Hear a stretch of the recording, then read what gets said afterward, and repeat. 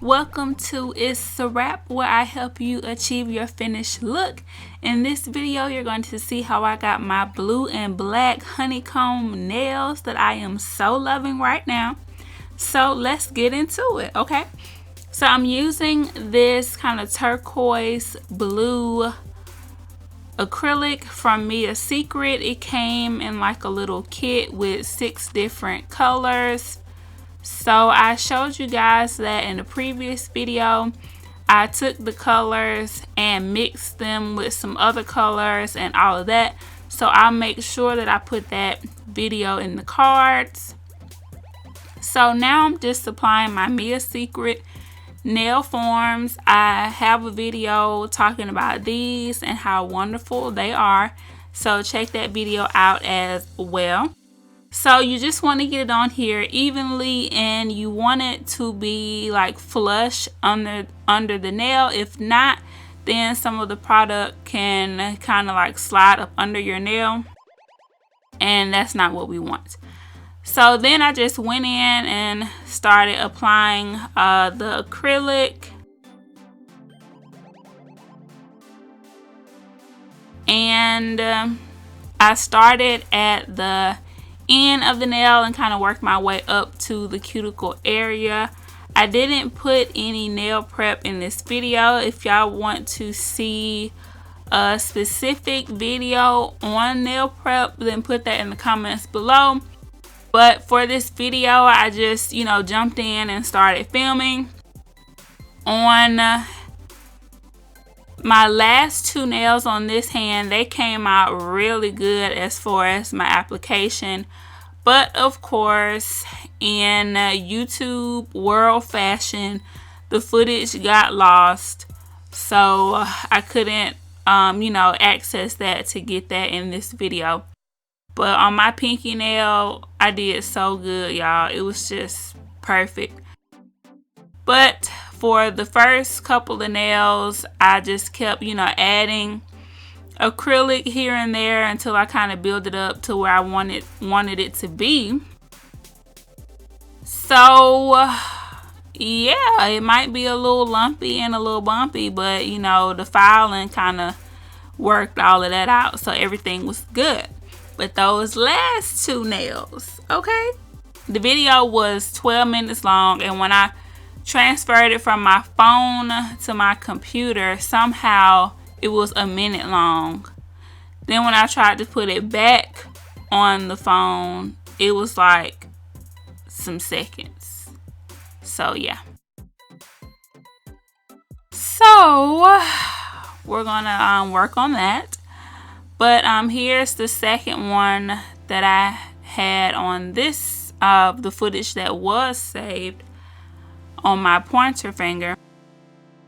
And doing my own nails is always a little tricky, but by the time I do like about the first 3 of them, I'm kind of back in the groove of it, and then the last 2 are generally the application is better.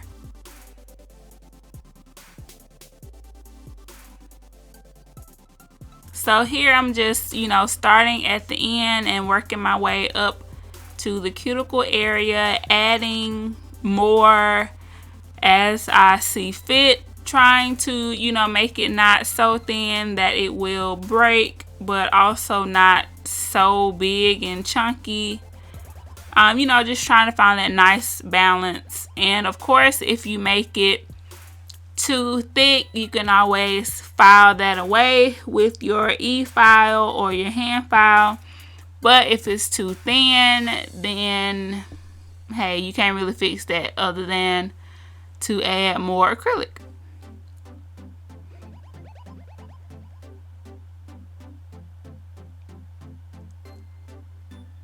So I really like this color. It came with 6 colors, and I definitely want to try the other colors by themselves. This color I mixed with one of the cover beiges or something in a previous video when I did the Easter pastel mix. Trying to make them a little bit more lighter. I mixed them with the cover beige and the cover rose. So this was my first time using it by itself, and just, you know, trying to get used to the liquid to powder ratio and everything, as to, you know, so it's not too runny or too dry or whatever like that. But ultimately, I love how they came out, especially the stamping. That was fun. So I can't wait for you guys to see that. I have a lot of new stamps that I want to show you guys.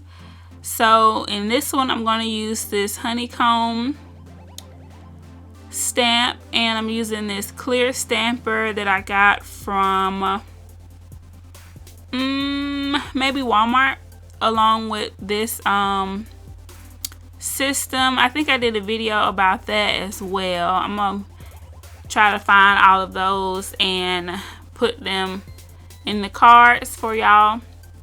And you want to make sure that your stamper is clean, so I'm just cleaning it with some acetone. I'm making sure it's no fuzzy stuff or old polish or anything on it like that. So I shook up the polish just to make sure that everything was evenly distributed. It has that little ball in it that's going to, you know, mix everything up nicely for you. And I like to scrape away from the edge, so that's why I turned it around. And now I'm just gonna scrape it a couple of times, trying to make sure that it's color in each little divot. Then you just press down on it and you can see through it, which is great, so you can know where to place your stamp. So I'm going to place this on the edge of my nail, and as you can see, I kind of made a little boo-boo, but that's okay. So I did this on 3 fingers on each hand.